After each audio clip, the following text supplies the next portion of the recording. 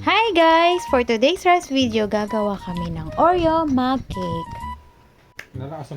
Una, dinurog muna namin yung Oreo pagkatapos nilagay namin sa mug. Sobrang dali lang palang gawin nito guys.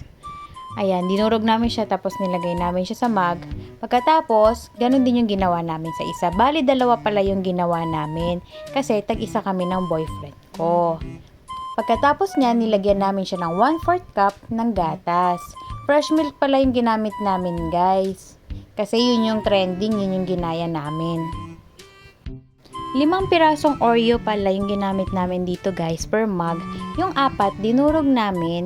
Tapos yung isang buo nilubog namin. Pagkatapos ko siyang lagyan ng 1/4 cup na gatas guys, dinurog ko lang siya ng ganyan.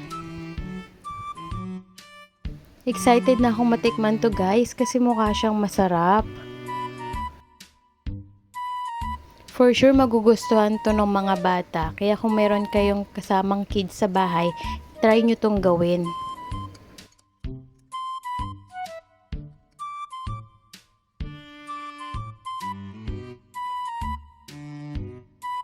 Pagkatapos nun guys, ilalagay ko na siya sa microwave.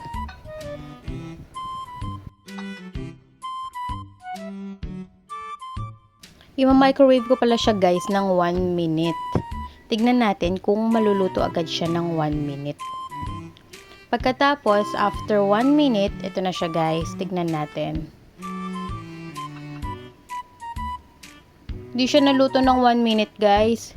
Siguro kasi dalawa yung mug na nilagay ko dyan. Yung iba kasi namin napanood, 1 minute lang luto na yung kanila eh.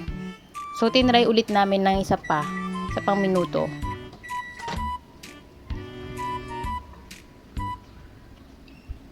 So, ayan, naluto siya ng 2 minutes, guys.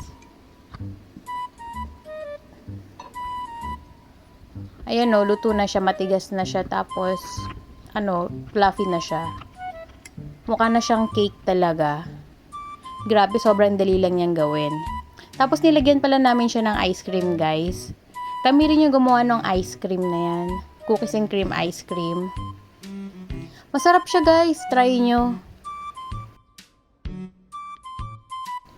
Meron din akong recipe niyan guys, yung cookies and cream ice cream. Nasa page ko. Panoorin nyo rin.